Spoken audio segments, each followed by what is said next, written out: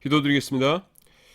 하나님 아버지, 오늘도 하나님의 말씀을 대하겠습니다. 성령님께서 함께해 주시옵소서. 감사드립니다. 예수님 이름으로 기도드립니다. 아멘. 로마서 2장 15절입니다. 이런 이들은 그 양심이 증거가 되어 그 생각들이 서로 혹은 송사하며 혹은 변명하여 그 마음에 생긴 율법의 행위를 나타내느니라. 여기 보시면 그 생각들이 서로 혹은 송사하며 혹은 변명하며 이렇게 나옵니다. 하나님의 법이 율법의 행위를 나타낸다 그랬죠. 하나님의 법이 드러나게 되는 방편들 중 하나는 우리의 사고의 진행입니다. 여기 보시면 생각들, 마음 이렇게 나오죠. 우리의 사고를 통하여 하나님의 뜻을 깨달을 수 있습니다. 그래서 우리가 기독교의 신비적인 것들이 물론 당연히 있지만은 하나님께서 우리에게 주신 이성적인 사고 능력, 이것도 하나님을 알아가는 굉장히 귀중한 도구입니다. 물론 충분한 것은 아니지만은, 그래서 우리가 이것도 잘 활용해야 합니다. 로마서 2장 22절에 보시면은 신사 물건을 도적질하려 이렇게 되는데, 신사가 그 옛날 개역 한글판에 이렇게 되어 있었어요. 그래서 요거는 템플, 그 신전이라는 뜻입니다. 여기 있는 성경들이 개역 한글판이기 때문에 제가 옛날에 이렇게 정리했던 것을 그냥 같이 나오고 있습니다. 로마서 4장 25절입니다. 예수는 우리 범죄함을 위하여 내어줌이 되고 또한 우리를 의롭다 하심을 위하여 살아나셨느니라, 이렇게 나오죠. 여기서 보시면은 범죄함을 위해서 내어줌이 됐다는 건 뭡니까? 우리 죄를 용서해 주시기 위해서, 그 다음에는 우리를 의롭다 하시기 위해서 살아나셨다, 이렇게 나옵니다. 그래서 여기 보시면은 죄 용서, 그러니까 단지 이제 죄 없어 이렇게 하는 것과 의롭다 하심은 이 개념이 달라요.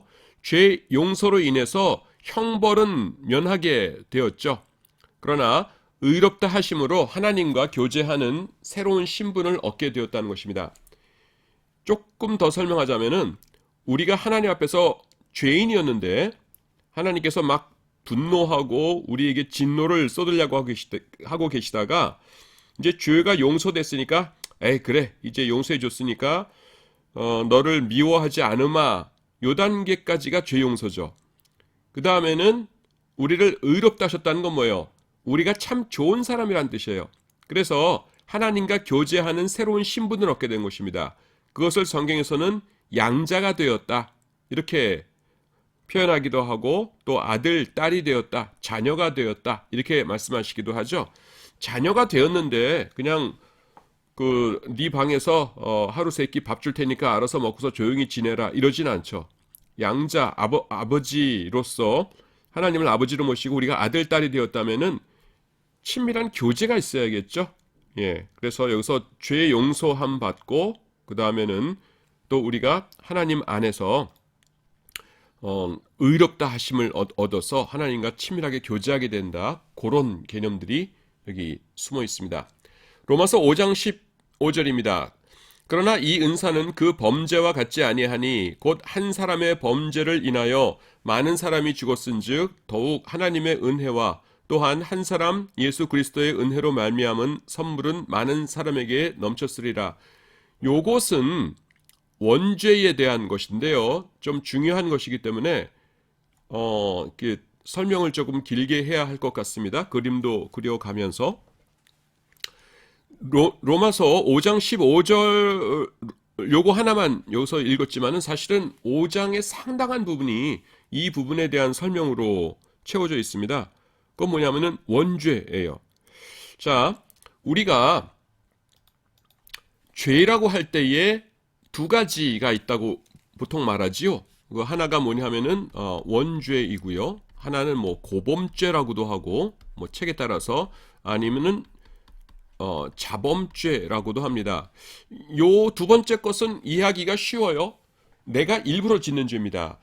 내가 누구를 한 대 때리고 싶어요. 근데 알죠. 성경에서 남 때리지 못하게 하고 대한민국 형법으로도 그렇게 하지 못하도록 되어 있는 것을.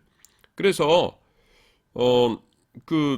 때리면 안 되는데라는 걸 알지만 때릴까 말까 하다가 에라 때리자 하고 때립니다. 그럼 그게 뭐예요? 고범죄죠. 고의로 지은 죄, 스스로 지은 죄, 이런 뜻입니다.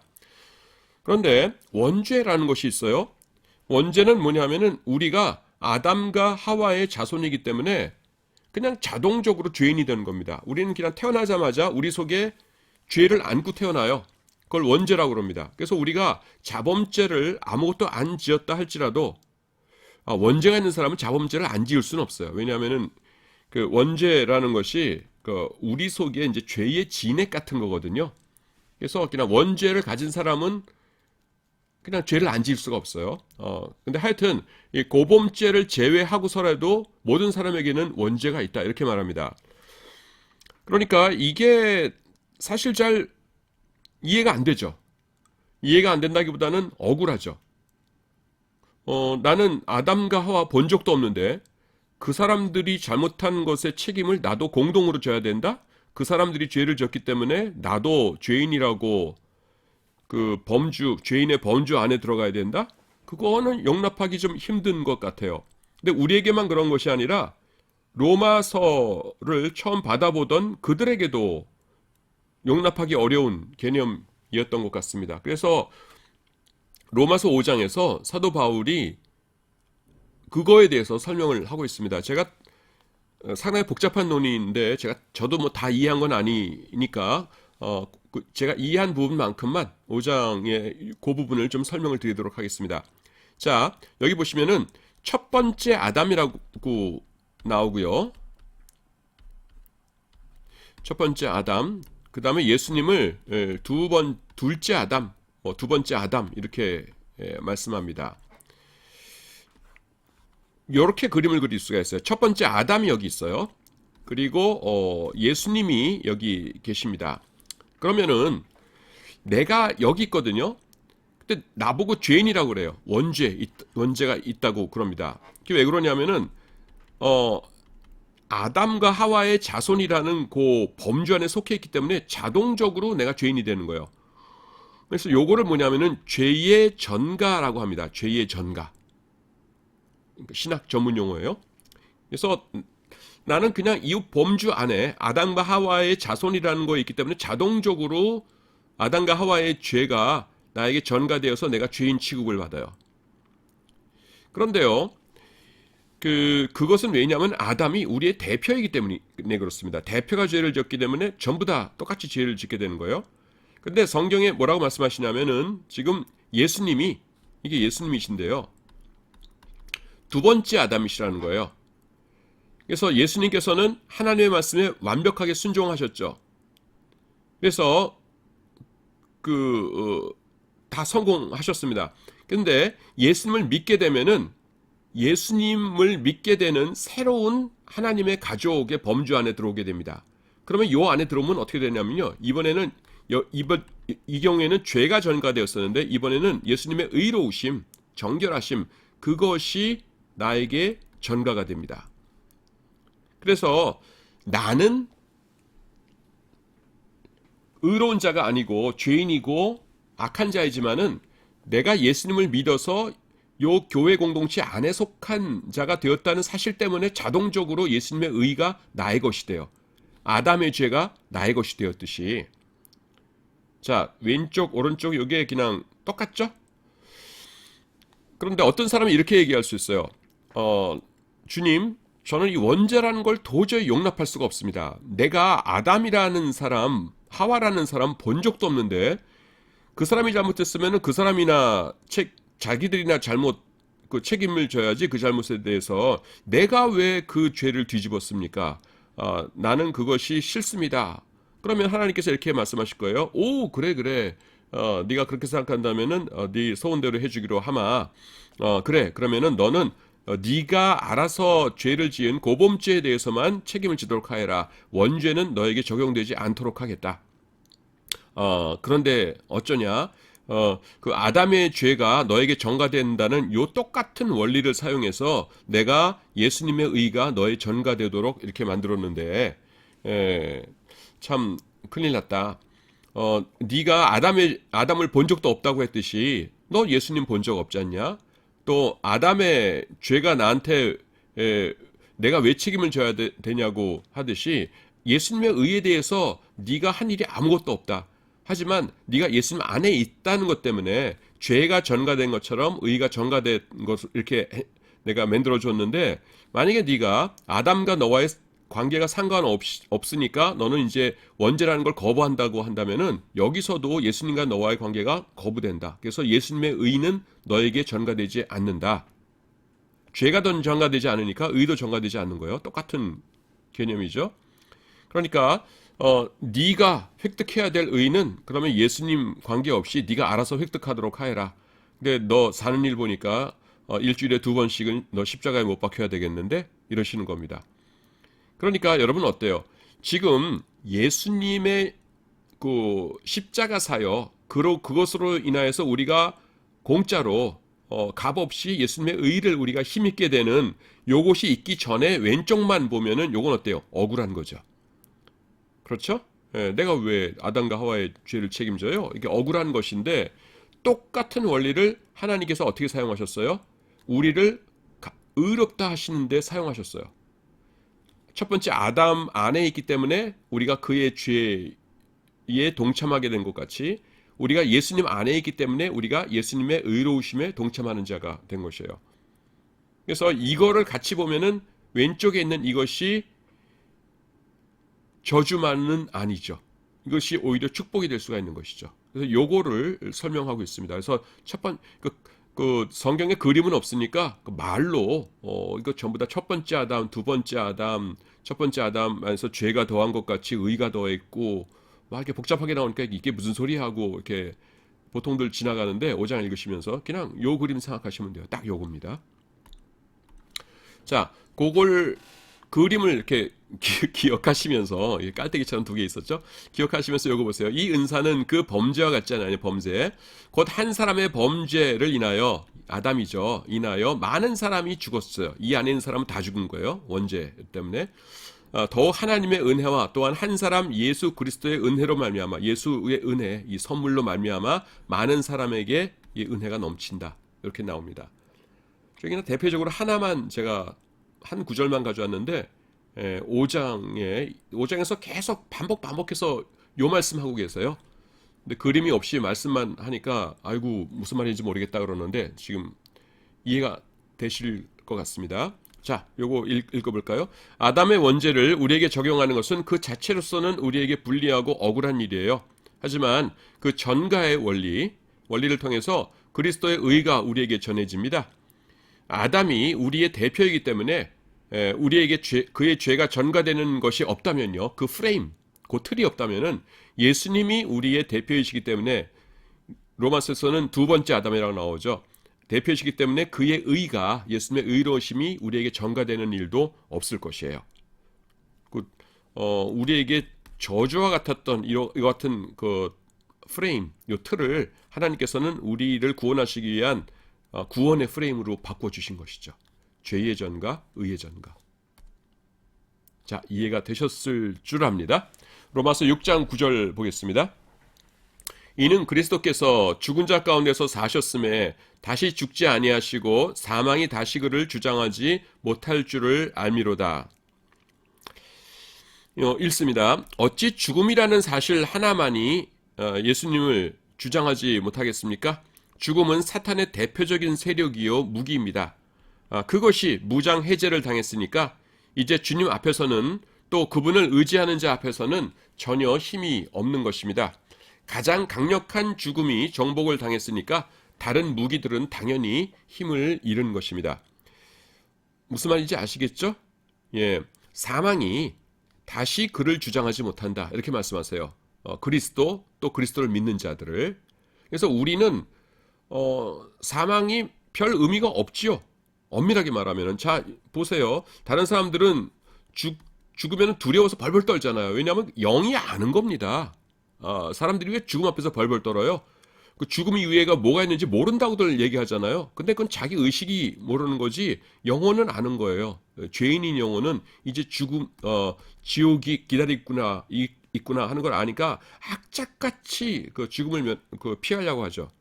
그러니까 우리는 뭡니까? 그냥 예수님 손잡고 문턱을 넘어서 천국으로 가는 겁니다. 물론 이제 최후의 심판 그리고 그 이후엔 우리가 이제 새로운 육체를 입어요. 그래서 영원한 천국에서 이제 새로운 육체를 가지고 생활하게 되는데 여러분 천국에서 영혼들만 둥둥 떠다니면서 사는 거 아니에요. 우리가 새로운 육체를 입습니다. 근데 일단은 이제 우리의 영혼만 그리스도와 함께 살게 되겠죠. 그래서 우리에게는 그 사망이라는 거가 별게 아니에요. 그러니까 별게 아니다는 게 뭐냐면은 바울 사도가 뭐라고 얘기합니까? 둘 사이에 내가 끼었다. 너희를 돌봐주는 것과 그 다음에는 천국에 빨리 가가지고서는 하나님을 찬양하면서 사는 거. 둘 사이에 끼어. 근데 나는 이걸 더 좋아한다. 빨리 그리스도와 함께 있고 싶다. 그러나 그러니까 너희를 위해서는 내가 세상에 좀 오래 있는 게 좋다. 이랬죠. 그래서 죽음이 좋다고 말하는 거가 나쁜 말은 아니에요. 성경에도 나오고 믿음이 좋으면 그럴 수 있어요. 예. 근데 이 죽음이라는 것이 사탄 마귀가 사용할 수 있는 가장 강력한 무기거든요. 근데 예수님께서 십자가의 권세를 통해서 가장 강력한 무기인 죽음을 박살내셨는데 다른 조그만 것들은 마땅히 박살나지 않았겠어요? 사탄 마귀가 우리에게 저주할 수 있는 것은. 그러니까 믿는 자들은요, 기도로서 예수님을 의지하면서 살면은 다른 모든 것들도 다 이기면서 살 수 있다는 것입니다. 그래서 요것을 아는 분들은 이게 너무 재밌으니까 기도를 열심히 하시죠. 예. 그러면은 능력이 생기고 성령님께서 하시는 일 같은 것들을 이제 더 뚜렷이 알게 되고 그러니까 부르짖고 기도하고 그런 것이죠. 그래서 영적인 눈이 뜨인다 이렇게 얘기하는 겁니다. 사망이 다시 요약하면 사망이 제일 큰 무기예요. 그런데 사망 말고 뭐 다른 우리 괴롭히는 것들도 있잖아요. 근데 이거를 박살내셨다는 것은 다른 것들도 이것보다 약한 것들도 당연히 박살냈다는 뜻이죠. 그래서 예수님의 십자가 의지하면서 우리가 사탄을 이기면서 세상을 살아갈 수 있다라는 것입니다. 6장 14절입니다. 죄가 너희를 주관치 못하리니 이는 너희가 법 아래에 있지 아니하고 은혜 아래에 있음이니라 이렇게 말씀합니다. 여기서 법정적 선언의 성격을 말한다라는 것이에요. 먼저 나왔던 것은 여기서 말하는 게 뭐냐면은 우리가 신분하고 상태를 늘 구별해야 됩니다. 예수님을 믿는데도 그냥 별로 달라진 것 같지 않고 그냥 너무 조금씩 달라진 것 같고 이렇게 해서 답답할 때 있거든요. 예수 믿기 전과 내가 별로 안 다른 것 같고 그 다음에는 원룸 사는데 예수 안 믿는 친구랑 같이 살면서 그 녀석이 뭐 못된 나쁜 동영상 보면 나도 힐끗힐끗 같이 보고 도대체 저 녀석이랑 나랑 다른 게 뭐야 하면서 괴로워하고 회개하고 이러거든요. 근데 우리가 오해하는 건 뭐냐면은 신분의 변화와 상태의 변화는 다르다는 겁니다. 신분은 뭐예요? 내가 죄인, 지옥 갈 죄인이 됐다가 뭐예요? 하나님의 아들, 딸, 자녀가 되는 것이에요. 요한복음 1장 12절 무슨 말씀이 나옵니까? 영접하는 자, 곧 그 이름을 믿는 자들에게는 하나님의 자녀가 되는 권세를 주셨으니 우리가 예수님이 나의 주님이십니다 라고 고백하면은 우리가 자녀가 돼요. 신분이 바뀌는 겁니다. 패스포드가 달라지고 주민등록증이 달라져요. 국적이 바뀝니다. 아예 하늘나라의 시민으로. 근데 뭐예요? 우리는 성화되기 전까지는 하나님께서 평생을 통해서 우리를 깨끗하게 하기 전까지는 우리 상태는 아직도 죄인이죠. 그래서 이 세상 사람들이랑 비슷하게 생활하다가 아이고 이건 아닌데 하면서 괴로워하고 그러죠. 하지만 내가 계속해서 그런 한심한 상태에 있다고 해가지고서는 지옥 가게 되는 것은 아니에요. 왜냐하면 나는 하나님의 자녀로 신분이 바뀌었기 때문입니다. 그런데 계속 안 믿는 사람과 비슷한 상태에 있다면 우리는 수치를 알아야 되죠. 내가 하나님의 자녀이면서 하나님의 얼굴에 먹칠을 하고 있구나 하면서 수치를 알고 우리가 힘써서 하나님의 자녀답게 살도록 노력을 해야지요. 그래서 우리가 법 아래 있지 아니하고 은혜 아래 있습니다. 법 아래 있다면은 어떻게 돼요? 내가 하나 죄질 때마다 그 죄에 대한 합당하게 벌을 받는다면 뭐예요? 나는 지옥 가야 마땅한 놈이죠.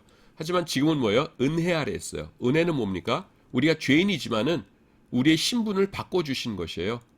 그래서 우리가 하나님의 은혜를 의지하면서 매일매일 구원을 확신하면서 그렇게 살 수가 있다는 것입니다. 여기서 보시면은요, 죄가 너희를 이제 두 번째 거 설명하고 있습니다. 주관치 못한다 그러거든요.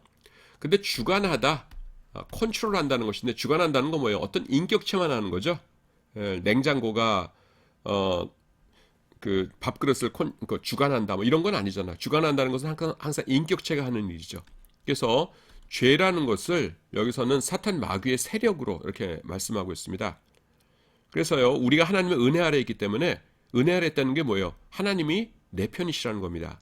하나님을 알기 전에 세상에 있을 적에는 우리가 죄와 싸워서 이길 능력이 없어요. 승산도 없고.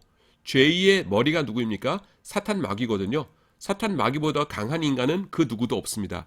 하지만 우리가 하나님의 자녀가 되면은 우리가 누구 아래에 있어요? 하나님 아래에 있어요. 하나님 은혜로 삽니다.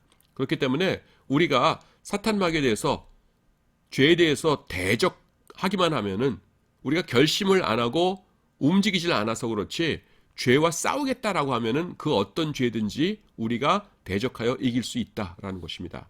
그래서 믿는 자들은요, 죄와 싸울 수 있는 힘이 있고 또 그것이 우리의 책임이기도 합니다. 그것은 개인적인 죄도 마찬가지고요, 사회적인 죄도 마찬가지예요.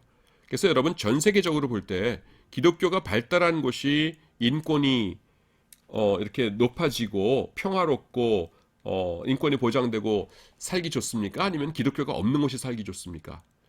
그거는 우리 기독교인뿐만 아니라 세상 모든 사람들이 기독교 국가들이 훨씬 더 살기 좋다 이렇게 얘기할 거예요. 그 왜 그래요?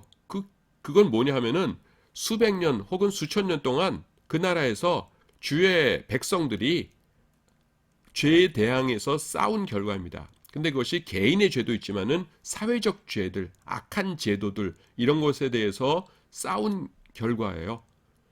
그래서 우리 시대, 우리 사회는 하나님께서 우리에게 맡겨놓으신 겁니다. 그래서 우리 사회, 우리 시대 가운데서 내가 어떤 죄와 싸울 수 있을까, 사회적 구조와 싸울 수 있을까 하는 것을 생각하고 실천을 해야 하겠습니다. 8장 30절입니다. 또 미리 정하신 자들을 또한 부르시고 부르신 그들을 또한 의롭다 하시고 의롭다 하신 그들을 또한 영화롭게 하셨느니라. 이렇게 나오죠. 요게 이제 구원의 단계를 나타내는 것이에요. 조직 신학, 그러니까 교리 신학에서는 굉장히 중요한 말씀입니다.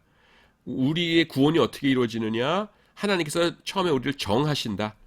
저 녀석을 구원해줘야지 하면서 정하신다. 그 다음에 우리를 부르시죠. 그래서 특별히 여러 사람들이 살고 있는데 너는 내가 정한 자니까 이리로 오너라 하면서 부르세요. 그리고 우리로 하여금 복음을 듣게 하시고 믿게 하시죠. 그러면 어떻게 돼요? 우리가 의롭다 함을 얻습니다. 그것을 뭐라고 그래요? 칭의라고 그럽니다. 칭의. 칭의라는 건 뭐예요? 우리가 실제로 의롭지 않아도 하나님께서 의롭다고 선포하신다는 것입니다. 그 다음이 뭐냐면 영화롭게 하심이에요. 영화롭게 하심은 사실은 어디서 이루어집니까? 천국에 가야 이루어지죠. 여러분이 영화롭습니까? 그렇지 않잖아요. 세상에서 그냥 평범하거나 또 상처 많이 받거나 이러면서 살고 있잖아요. 영화로운 존재는 아니죠. 그런데 재밌는 것이 지금 우리가 어디 있냐면은 의롭다 하심과 영화롭게 하심 중간 여기쯤에서 살고 있어요. 창세전에 나를 하나님 자녀로 택하셨고요. 정하셨고요. 그 다음에 우리를 부르셨어요. 그리고 우리로 하여금 복음을 듣게 하시고 마음문을 열고 예수 그리스도의 복음을 받아들이게 하셨어요. 의롭게 하셨죠. 그래서 이렇게 살다가 끝까지 믿음을 잃지 않고 살면은 천국 가서 거기서 영화롭게 하실 것이에요. 그래서 영화롭게 하심은 미래이고 여기까지가 과거인데 이 성경 구절이 뭐냐면은 영화롭게 하셨느니라 이렇게 나옵니다. 에독사 세 이렇게 나와요. 에독사 센, 뭐 세나 똑같은 건데 그 에독사 세는 뭐냐면은 부정 과거입니다. 과거에 이미 끝난 일이에요. 근데 이거를 왜 과거형으로 하셨냐면은 영화롭게 하는 것이 너무나 확실한 일이기 때문입니다. 여러분 의롭다 하신 것이 확실한 이유가 뭐예요? 시작이 어디예요? 하나님께서 정하신 것이죠. 하나님께서 나를 믿는 자가 되도록 정하실 때 내가 그 회의에 참석했었어요? 아니죠. 하나님이 단독으로 하나님께서 그 독단적으로 그러니까 좋은 뜻으로 독단적으로 정하신 것이거든요. 그리고 지금까지 쭉 이 프로세스를 밟아오신 것이에요. 그러니까 마지막 하나 남은 프로세스가 영화롭게 되는 것인데 여기까지가 뭐예요? 내가 끼어들 자리가 없었죠. 그래서 하나님께서 정하신 대로 쭉 이어져 왔으니까 뭐예요? 맨 끝에도 하나님께서 틀림없이 정하실 겁니다. 여기까지는 하나님께서 주권적으로 역사해 오시다가 아이고 이건 난 못해. 그건 말이 안 되죠. 그러니까 로마서에서 어떻게 했어요? 그냥 아직 이루어지지 않은 것도 그냥 과거형으로 하셨어요. 정하셨고 부르시고 의롭다 하시고 그 다음에는 의롭다 하신 그들을 또한 영화롭게 하셨다. 과거형으로 나옵니다. 그래서 우리들은요, 하나님의 택함을 받은 우리들은 보장이 되어 있는데 그래서 더 두려워하면서 살아야 됩니다. 무슨 말이냐면은 여러분 그 테스트하고요, 그 다음에 훈련은 달라요. 테스트는 뭐냐면은 그 성적에 따라 자릅니다. 그러니까 이를테면은 내가 뭐 우리나라 커다란 대기업에 들어갔다. 근데 100명만 뽑는데 일단 그 200명을 뽑았다. 그래서 3달 동안 일 시켜가면서 체크를 한다. 그러면 지각 몇 번 했고 결석 몇 번 했고 그 다음에는 일은 얼마나 잘 배우고 하면서 또렇게 해서 성적 이렇게 한 다음에 100등까지 자르고 나머지 100분은 다시 집에 가주세요. 이제 요 100명만 이제 우리 회사 정사원입니다. 이렇게 하는 거예요. 그거 테스트예요. 성적 순으로 잘라버립니다. 근데 훈련은 뭐냐 하면은 그냥 될 때까지 시키는 거예요. 하나님께서 정해 놓으신 사람들이 있기 때문에 이 사람들은요, 그냥 이 사람들이 하나님께서 예정해 놓으신 그것에 합당한 자가 될 때까지 그냥 계속 훈련을 시키시는 겁니다. 안 되면은 목을 비틀고 뭐 다리를 부러뜨리고 뭐 무슨 일이 있더라도 그냥 그렇게 되는 거예요. 그래서 이 사람들은 나 싫어요. 다른 인생 살겠어요. 나 이거 포기할래요. 그게 용납이 안 됩니다. 그냥 하나님께서 원하시는 대로 그냥 그렇게 빨리 돼야 돼요. 그래서 그냥 빨리 순종하는 게 좋습니다. 지금 교수님 맞는 얘기예요? 그 좀 헷갈리는데요. 하실 텐데 요즘은 예정 얘기를 잘 안 하죠. 어려우니까. 그래서 교리에 대한 강조를 잘 안 하는데 성경에 예정이 있어요. 그리고요. 그 조금 전에 내가 얘기할 적에 어떤 기업체에서 뭐 100명 뽑는다 그러면은 성적순으로 해가지고서는 나머지 자르고 그런다고 그랬잖아요. 근데 그거는 세상의 얘기고요. 하나님의 백성들은요, 하나님께서 한 사람을 위해서 하나의 사명을 준비하십니다. 예를 들어 볼게요. 자, 하나님께서 아브라함, 믿음의 조상 택하실 때 아브라함 말고도 여러 명 택하셨나요? 아니죠. 아브라함 딱 한 명 택하셨습니다.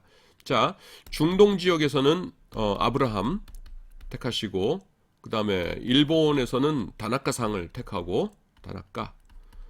그 다음에 뭐 유럽에서는 뭐 스미스를 택하고, 스미스 씨를. 그 다음에 중국에서는 뭐 그 왕 씨를 택하고, 왕따꺼, 따꺼라는 게 대인이란 거예요. 존칭입니다. 왕따꺼를 택하고 이렇게 여러 명을 하나님께서 택하신 다음에 아이를 못 낳다가 100살에 다 같이 아이를 한 명씩 낳게 하시고 그 다음에 아이가 조금 이제 열 몇 살 되니까 하나님께서 이 사람들에게 나타나셔가지고서는 너네 동네에 있는 제일 높은 산에 올라가서 그 아들을 100세에 낳은 아들을 나에게 제물로 바쳐라 이렇게 말씀하셨는데 여기 왕따거나 스미스나 다나카 상이나 전부 다 난 못해요 하면서 내 아들 도저히 못 죽입니다 그러는데 아브라함만 용감하게 진짜 칼 들고 죽이려고 했어요. 그래서 하나님께서 아브라함아 멈춰라 하신 다음에 너만 합격이고 나머지는 다 불합격이다. 그러니까 네가 믿음의 조상이다. 그러셨습니까? 아니죠. 예.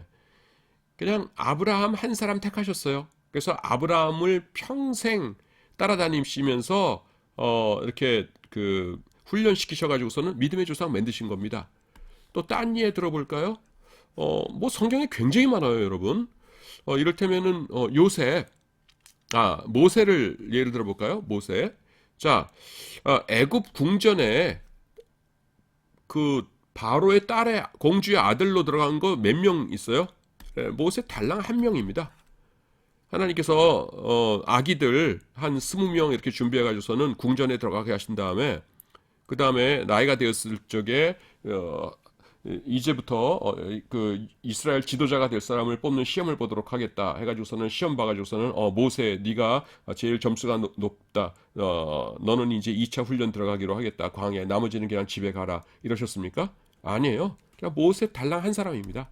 한 사람 가가지고서는 모세를 통해서 이제 인도하셨고요. 요셉도 그렇고 다윗도 그렇고 또 우리 뭡니까 사도 바울도 그렇고 한 사람당 그 하나의 사명이 있어요. 그래서 그 사명을 감당할 때까지 하나님께 쉬지 않고 포기하지 않으시고 우리를 훈련시키시는 겁니다. 그렇기 때문에요. 사명자들은 하나님께 빨리 순종하는 게 좋아요. 그래야 덜 피곤합니다. 왜냐하면 하나님께서는 포기하시지 않으세요. 우리를 테스트하시는 것이 아니라 그 사명자들은 그 사명에 맞는 일을 할 때까지 우리를 계속 훈련시키기 때문에 빨리 포기하고 순종하시는 것이 좋습니다. 그래서 여기 미리 정하셨다는 것 때문에 제가 그거를 좀 설명을 드립니다.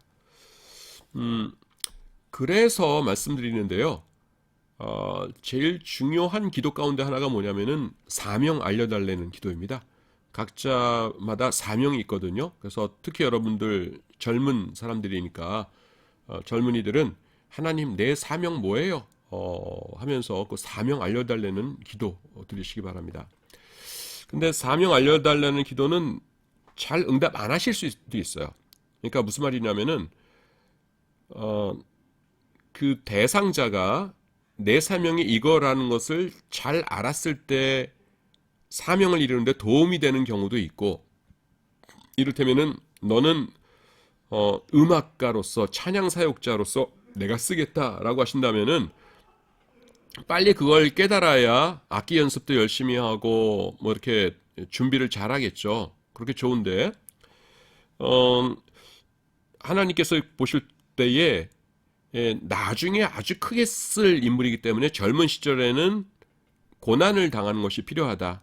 고난을 통해서 낮아지는 걸 배우고 겸손하게 되고 하나님과 깊이 있는 교제를 하게 되는 것을 배우고 하는 것이 필요하다 할 경우에는 사명 잘 안 알려주십니다. 왜냐하면 사명을 깨닫는 순간에 고난이 되질 않아요.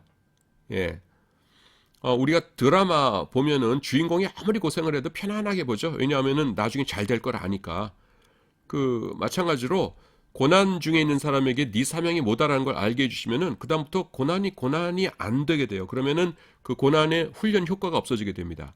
그래서 하나님께서 이제 그걸 안 알려주시는 경우도 있어요. 하지만은 우리가 기도는 내 사명이 무엇입니까? 라고 하면서 알려달라고 기도를 드리는 것이 정석이겠죠. 그 다음에 11장 2절입니다. 하나님이 그 미리 아신 자기 백성을 버리지 아니하셨나니 너희가 성경이 엘리야를 가리켜 말하는 것을 알지 못하느냐? 저가 이스라엘을 하나님께 송사하되 이렇게 말씀하십니다. 자, 읽습니다. 그 미리 아신 자기 백성을 버리지 아니하셨나니 그들이 어떻다는 것을 미리 알고 계셨던 하나님께서 그들을 버리시지 않는다는 것입니다. 하나님은 지금 그들이 이렇게 되리라는 것을 아시면서도 그들을 택하시는 것입니다. 그러므로 내가 지금 형편없는 상태라고 해서 하나님으로부터의 유기, 하나님께서 나를 버리실까 하고 걱정할 필요는 없어요. 하나님께서는 그것을 다 아시면서 나를 택하셨기 때문입니다. 굉장히 위로가 되는 말씀이죠. 여기 보시면은 그 미리 아신 자기 백성을 버리지 아니하셨나니 이렇게 나오거든요. 그러니까 하나님께서 택하신 백성이라고 해도 꼬락서니가 영 말이 아니다. 이 녀석들이 나한테 늘 반항하고 나를 배신하고 이럴 녀석들이다라는 걸 아셨다는 거예요. 그럼에도 불구하고 하나님께서는 그들을 버리지 않으셨다는 겁니다. 그러니까 하나님께서 우리를 부르셨을 때는 내가 어떤 존재라는 것을 아셨다는 것이에요. 요것과 관련해서 요한복음에 그 예수님께서 하신 말씀을 좀 우리가 기억해 봐야 될 거가 있는데요. 여기 보시면은 너희가 다 나를 버리리라 라고 말씀하십니다. 뭐 이것저것에 그런 말씀 많은데, 이를테면은 마태복음, 지금 내가 말씀드릴 거가 마태복음 26장 31절 보시면은 예수님께서 그 잡히시기 전에 직전에 이렇게 제자들에게 말씀하셨어요. 그때 예수께서 제자들에게 이르시되 오늘 밤에 너희가 다 나를 버리리라 기록된 바 내가 목자를 치리니 양의 떼가 흩어지리라 하였느니라 이렇게 말씀하고 계세요. 근데 이거는 그냥 예언적으로만 주신 말씀이 아니고요. 제자들을 위해서 주시는 말씀입니다. 만약에 이 말씀을 안 주셨다면 뭐예요? 나중에 진짜로 그 유대인들이 예수님을 체포하고 그럴 적에 다들 도망가거든요. 그 다음에 엄청나게 트라우마가 생기겠죠. 우리가 예수님을 배반하고 도망갔어 라고 하면서 예수님도 우리를 미워하실 거야. 우리가 이렇게 형편없는 사람들이라는 것은 예수님께서도 차마 모르시고 그동안에 우리한테 잘해주셨을 거야. 우리는 이제 끝장났어 하면서 다들 자괴감 때문에 어쩔 줄을 몰라 했을 겁니다. 그걸 예수님께서 아셨어요. 그래서 26장 31절에서 예수님께서 하시는 말씀이 뭐냐면은 오늘 밤에 너희가 다 나를 버리리라 이렇게 말씀하시는 거예요. 그러니까 그 제자들이 나중에 진짜로 예수님을 버리고 도망갔다가 나중에 모여서 무슨 얘기 하겠어요? 미리 말씀하셨었지. 말씀하셨다는 건 무슨 뜻이야? 우리가 이런 인간들이라는 거를 다 아셨다는 거지. 그럼에도 불구하고 우리를 버리지 아니하신다는 뜻이지. 라고 하면서 뭐예요? 큰 위로를 얻겠죠. 요 말씀이 딱 그래요. 미리 아신 자기 백성을, 그 백성은 어떤 녀석들이라는 거 다 꼬락서리를 아셨다는 겁니다. 하지만 그들을 버리지 아니하셨어요. 이게 저와 여러분들에게 얼마나 큰 위로가 되는 말씀인지 모릅니다. 우리가 지금 알고 있는 우리의 부족하고 형편없는 이 모습, 이거 다 아시면서 우리를 택하시고 우리를 불러주시고 지금까지 인도해 주신 것이에요. 그 다음에 11장 36절입니다. 이는 만물이 주에게서 나오고 주로 말미암고 주에게로 돌아감이라 영광이 그에게 세세에 있으리로다. 아멘. 여기 보시면은 그 앞뒤로 복잡한 이론적 설명이거든요. 이런 이론적 설명을 하다 말고 가끔 바울은요 이렇게 신앙 고백하는 탄성을 지릅니다. 있으리로다. 아멘. 이거는 그냥 박수 아마 쳤을 거예요. 이거 쓰다 말고서 내 생각에는. 근데 그가요 하나님을 알아요. 이렇게 성경이 되는 책을 쓰고 있잖아요. 그러니까 얼마나 하나님께서 영감을 불어넣어 주셨겠어요. 그래서 하나님을 알게 됐어요. 근데요 그거는 이론적인 설명의 범위를 넘어서요. 뭐라고 쓸 수가 없어요. 표현을 못 하겠어요. 그럴 때 인간이 할 수 있는 일이 뭐예요? 찬양이고 탄성입니다. 그래서 사도 바울은 이런 걸 교리적인 걸 쓰다가 이렇게 탄성을 지르고 찬양을 하고 이럽니다.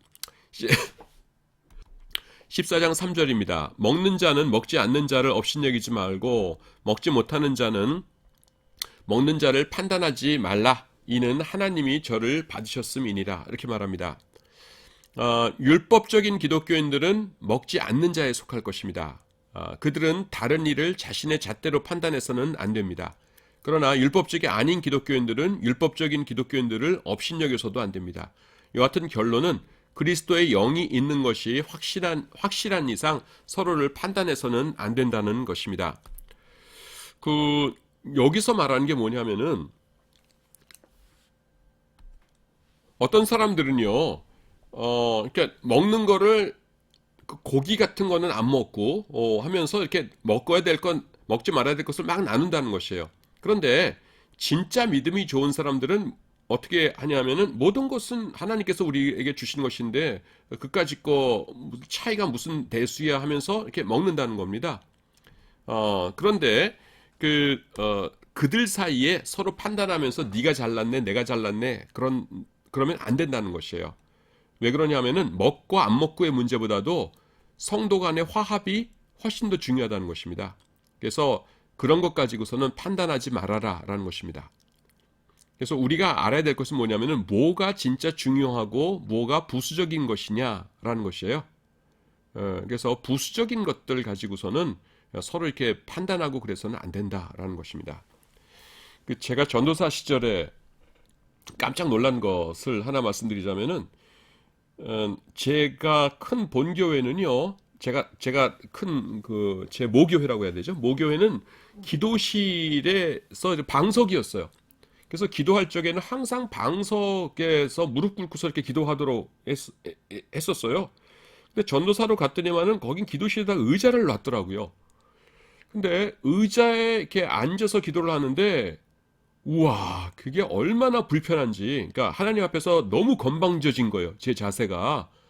무릎 꿇다가 이렇게 의자에 앉으니까 거기는 이렇게 바닥에 앉는 공간이 없었어요. 그 교회에는 기도실에. 그래가지고 그 그냥 신발 신고 그런 데인데 그래서 어떻게 했냐면 그 그냥 장의자였으니까 장의자에 신발 벗고 올라가고서는 이렇게 무릎 꿇고 기도했어요. 나는 그냥 배운 게 그렇게 했으니까요.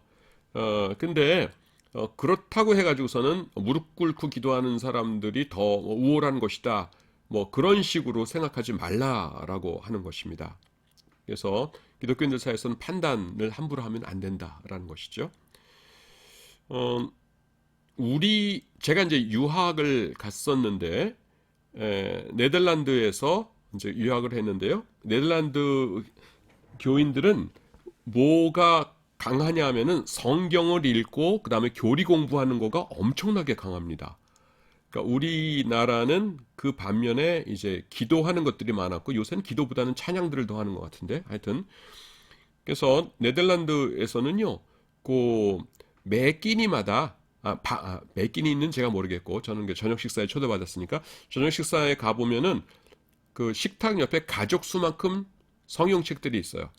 그래서 밥 먹기 전에 일단 하나님의 말씀, 영의 양식을 먹어야 된다 해가지고서는 아빠부터 시작해가지고서는 성경을 한 장씩 돌아가면서 읽습니다. 그리고 그거 다 읽으면은 엄마가 그날의 요리 갖고 와요. 부엌에서. 예. 그리고 주일 오후 예배는 항상 그 하이델베르그 신앙 고백 그거 이제 공부합니다. 근데 우리나라 목사님이나 우리가 가가지고서는 그 사람들 보고서는 우리나라 사람들보다는 기도를 덜 하거든요. 우리가 볼 때는. 그래서 뭐 기도 덜 한다고 막 잘난 체하고 그러면은 안 되겠죠. 왜냐하면 우리는 또 그들만큼 교리 공부나 그 성경 공부 열심히 안 하거든요. 저는 양쪽에서 다 살아봤으니까. 그래서 각 민족마다 교회마다 특성들이 있고요. 그 다음에 하나님께서 맡기신 사명들이 다르고 그래요. 그래서 서로 판단하고 그러면 안 됩니다. 자, 16장 4절입니다. 저희는 내 목숨을 위하여 자기의 목이라도 내어놓았느니 나뿐 아니라 이방인의 모든 교회도 저에게 감사하느니라. 이렇게 말씀합니다. 여기서 보시면은 하나님을 직접 섬기는 일뿐 아니라 하나님의 진실한 종을 섬기는 일도 그에 못지않게 중요하다는 것을 알 수 있습니다. 우리는 이 두 가지 일 모두를 해야 됩니다. 나 자신이 일꾼이 되어야 되고요. 다른 일꾼들을 또 성심으로 섬겨야 됩니다. 그래서 여기 보시면은 저희라는 사람들이 등장하는데 이 사람들은 내 목숨을 위하여 사도 바울, 그러니까 누가 봐도 교회의 최고 지도자이지 않습니까? 그러니까 사도 바울을 돕기 위하여 자기 목이라도 내어놓을 정도로 바울을 도왔다는 것이에요. 그래서 우리가 주의 일 하는 두 가지 방법이 있는데 내가 직접 하는 방법, 그 다음에는 주의 일 하는 자들을 잘 도와주는 것. 그렇게 하면 되겠죠. 그리고 내가 할 수 있는 일은 또 내가 하고 내가 할 수 없는 일은 그것 할 수 있는 사람을 잘 도와주고 격려해주고 아이고 당신 최고이십니다. 이렇게 하고요. 로마서를 마치고 에베소서를 살펴보도록 하겠습니다. 1장 23절이에요. 교회는 그의 몸이니 만물 안에서 만물을 충만케 하시는 자의 충만이니라 이렇게 말씀하십니다. 그래서 교회는요 만물 안에 있으면서 그것을 충만케 해야 됩니다.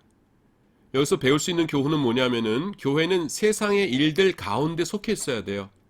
그래서 우리가 고고하게 이렇게 산속에 있는 것이 아니라 세상 속에 있으면서 그들을 그리스도의 영광으로 충만케 해야 됩니다. 그런데 그 중에 동화되는 것이 아니라 그것들을 우리가 복음으로 변화시켜야겠지요. 2장 6절입니다. 또 함께 일으키사 그리스도 예수 안에서 함께 하늘에 앉히시니 요거 아까 영화롭게 하셨느니라. 그거 하면서 뭐예요? 이게 미래에 일어날 일인데 과거형을 사용했다고 그랬죠. 에베소서에도 똑같은 것이 나와요. 여기서 보시면은 우리를 일으키셔가지고 그리스도 예수 안에서 함께 하늘에 앉히시니, 우리가 지금 예수님과 함께 하늘에 앉아 있어요? 아직 아니죠.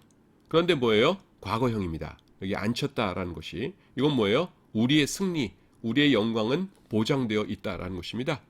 그러니까 우리가 하나님의 그 뜻을 이루기 위하여서 더 열심히 하나님을 잘 섬겨야겠죠. 에베소서 4장 4절입니다. 몸이 하나이요 성령이 하나이니 이와 같이 너희가 부르심의 한 소망 안에서 부르심을 입었느니라. 이렇게 나옵니다. 한 소망 안에서 부르심을 입었대요. 그래서 공동체, 우리가 속해 있는 공동체가 하나가 되어야 되지 않겠습니까? 그런데 그 하나가 되는 추진력이 뭐냐면은 같은 소망을 품어야 된다는 것입니다. 한 소망 안에서 부르심을 입었느냐, 그러니까. 그래서요, 교회 지도자의 큰 역할이 뭐냐면은 조직원들이 공통된 소망을 갖도록 만들어야 돼요. 그래서 그것을 제시하는 것이 지도자의 사명입니다. 근데 이것은 개인의 취향에 달린 것이 아니고 성경적인 바른 소망을 갖도록 이렇게 해야겠죠. 에베소서 4장 11절입니다. 그가 혹은 사도로, 혹은 선지자로, 혹은 복음 전하는 자로, 혹은 목사와 교사로 주셨으니, 저는 요것이 참 좋았어요. 복음 전하는 자로. 여기 보면은 교회 안에서 여러 가지 사명들을 말씀하죠. 사도, 선지자, 그 다음에 목사, 교사 이렇게 있는데 다 같이 한 사람이 하는 것이 아니라 어떤 사람은 이 일을 하고 어떤 사람은 이 일하고 그런다는 거예요. 그런데 그 중에 복음 전하는 자가 있어요. 저는 참 위로가 되었어요. 왜냐하면은 제가 전도를 잘 못하거든요. 굉장히 잘 못합니다. 그래서 이 복음 전하는 것도 특별한 은사 중에 하나구나 하면서, 물론 모든 사람들이 다 해야 되고 전하기 위해서 노력을 해야 되지만은 복음 전하는 은사를 받은 사람이 특별히 있다는 것이 저에게는 개인적으로 큰 위로가 되었습니다. 5장 1절입니다. 그러므로 사랑을 입은 자녀같이 너희는 하나님을 본받는 자가 되고. 엄청난 말씀이죠. 아니, 세상에 어떤 위인이나 그런 사람 본받는 것도 엄청난 일인데 하나님을 본받으래요. 근데 그게 어떻게 가능한가 하는 것이 앞에 나옵니다. 뭐예요? 사랑을 입은 자녀같이. 하나님의 사랑을 우리가 잘 안다면은 사랑받는 자녀는 하나님을 본받을 수가 있다는 것이죠. 그래서 하나님의 훈육법은 막 때리고 똑바로 안 해, 차렷, 이게 아니라 우리에게 그리스도의 십자가를 주셔서 충분히 그 하나님의 사랑을 누리게 하심으로 우리가 기꺼이 예수님의 성품에 그 성품을 본받는 자, 그런 온유한 자, 사랑을 실천하는 자로 바뀌도록 하시는 그런 방법입니다. 그래서 우리가 사랑을 받았기 때문에 하나님을 본받는 자가 될 수 있다는 것입니다. 5장 10절입니다. 주께 기쁘시게 할 것이 무엇인가 시험하여 보라. 이렇게 말씀하시죠. 이것도 제가 개인적으로 굉장히 좋아했던, 지금도 좋아하지만 그런 말씀이에요.